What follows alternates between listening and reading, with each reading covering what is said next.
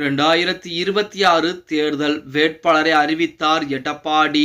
நண்பர்களை, நம்ம போடக்கூடிய வீடியோக்கள் நீங்கள் அதிமுக தொண்டர்களாக இருந்தீங்க அப்படின்னா மறக்காம நம்ம சேனலை சப்ஸ்கிரைப் பண்ணிட்டு இந்த வீடியோக்கு ஒரு லைக் பண்ணிருங்க.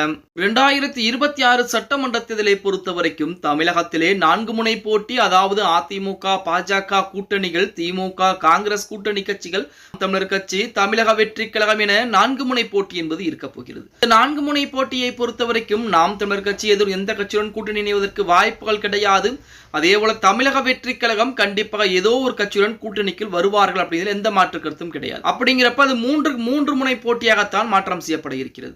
இப்படிப்பட்ட சூழலில் இன்று வரைக்குமே 2026 சட்டமன்ற தேர்தலை பொறுத்த வரைக்கும் எந்த ஒரு தொகுதியிலும் வேட்பாளரை அதிமுக அறிவித்தது கிடையாது. நேற்றைய தினம் கூட காட்பாடி தொகுதியில் ஒரு மாவட்ட செயலாளர் முன்னிலையிலே முன்னாள் எம்எல்ஏ, அதிமுகவுடைய முன்னாள் எம்எல்ஏ ஒரு நபரை வேட்பாளராக அறிவித்திருக்கிறார். அது அந்த வேட்பாளரை எடப்பாடி பழனிசாமி அவர்கள் பொறுத்திருந்துதான் பார்க்க வேண்டும். அவரை போடுகிறாரா அல்லது மற்ற நபர்களுக்கு வாய்ப்புகளை கொடுக்கிறாரா அப்படிங்க.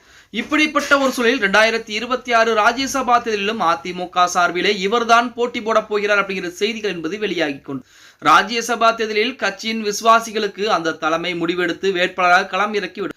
தமிழகத்தை பொறுத்த வரைக்கும் திமுக அதிமுக இரு கட்சிகள் மீது நிலைப்பாடைத்தான் எடுத்து அந்த வகையில் 2026 நடைபெறப் போகும் ராஜ்யசபா தேர்தலில் அதிமுகவிடம் பெறப்போகும் ஒரு முக்கிய புள்ளியுடைய பெயர் என்பது அடிபட்டுக் கொண்டிருக்கிறது. அப்படின்னே கூட 2026 ராஜ்யசபா தேர்தலில் அதிமுகவோட மாநிலங்களவை வேட்பாளர் பட்டியலில் சரவண பெருமாள் பெயர் நிச்சயம் இடம்பெறும் என பேச்சு அடிபட்டது. ஏற்கனவே 2013 ஜெயலலிதா இருக்கும் போதே மாநிலங்களவை வேட்பாளர்கள் பெயர்களில் இவரோட பெயரும் விட்டது. அப்புறம் 2025 அதிமுக சார்பிலே மாநிலங்களவை வேட்பாளர் பட்டியல் எடப்பாடி இவர் பெயரை அறிவிப்பார் என்று எதிர்பார்ப்பு நிலவியது. அப்போதும் இவருக்கு ராஜேந்திர பாலாஜி ஆதரவு வலுவாக இருந்தது. ஆனால் கடைசி நேரத்தில் இவர் இன்பதுரை பெயர் என்பது அறிவிக்கப்பட்டு அந்த வாய்ப்பு என்பது நழுவி போய்விட்டது. அப்படின்னே கூட அப்போது பல கட்சிகள் இருந்து அழைப்பு வந்த போதும் தாய் கழகம்தான் நீடிப்பேன் என அந்த வாய்ப்புகளை எல்லாம் மறுத்து வந்திருக்கிறார் சரவண பெருமாள்.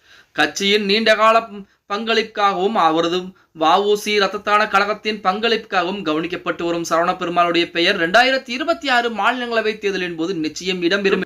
அதிமுகவிற்குள்ளே வலுவான ஒரு பேச்சு என்பது அடிபட்டு கொண்டிருக்கிறது. அப்படின்னே கூட இப்ப சமீபத்தில் கூட 2025 ராஜ்யசபா மாநிலங்களவை எம்பி தேர்தல் என்பது அதிமுகவின் சார்பாக 2 நபர்களுக்கு வாய்ப்புகள் கொடுக்க, அதே போல 2026 ஆண்டு சட்டமன்ற தேர்தல் என்பது முடிவு பெற்ற அடுத்த வேளையில் 2026 ராஜ்யசபா தேர்தலும் வரப்போகிறது. அந்த இடத்திலே அதிமுகவை சேர்ந்த கண்டிப்பாக சரவண பெருமாள் அப்படிங்கிற நபருக்கு வாய்ப்புகள் என்பது அதிகமாகவே இருக்கிறது. அதாவது 190% அவருக்கு வாய்ப்பு என்பது அதிகமாகவே இருக்கிறது அப்படிங்கிற மாதிரி செய்திகள் எல்லாம் தற்போது அதிமுகவுக்குள்ளே உலா வந்து கொண்டுதான் இருக்கிறது அப்படின்னே கூட சொல்லலாம். எடப்பாடியை பொறுத்த வரைக்கும் 2026 சட்டமன்ற தேர்தலை தான் மிக எதிர்நோக்கி காத்துக் கொண்டிருக்கிறார். 2026 ராஜ்யசபா தேர்தல் என்பது அடுத்த கட்டமாக பார்க்கப்படக்கூடிய ஒரு தேர்தலாக இருக்கிறது அப்படின்னே கூட சொல்லலாம். ஓகே गाइस, வீடியோ பிடிச்சிருந்தா மறக்காம லைக் பண்ணிருங்க.